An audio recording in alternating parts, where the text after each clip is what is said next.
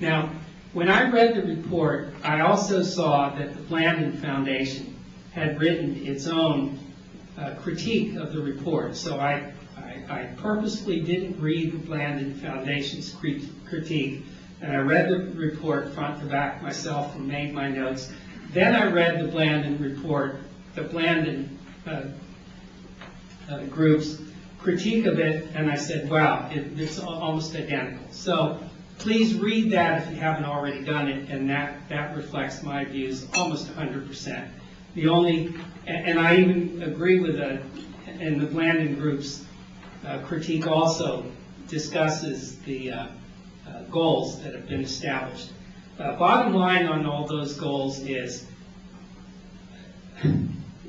we got to reach higher as a country. We can, the FCC, after all of its work now in a national plan, has estimated that it would cost $350 billion to fiber every household, every address in America. That's a lot of money, and they have no idea where that kind of money is going to come from. And so they will, in my view, surely not talk about setting a goal like that. They're going to set different kinds of goals. And maybe it's right to do that. Maybe it is pie in the sky to talk about goals that, as a practical matter, you can't reach in the short term.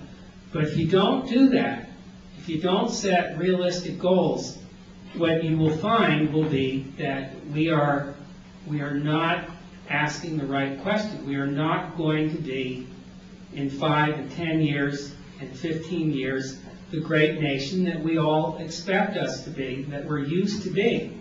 It just doesn't happen without the kind of boldness and commitment to fulfilling goals that follows from having broad ambitions. We know this. I mean, we made big commitments to the space program, to the highway system, to railroads. We've done this over and over again in our history when we realized that the private sector alone could not justify financially taking the big steps that we needed as a nation to be great, and we need to do that again.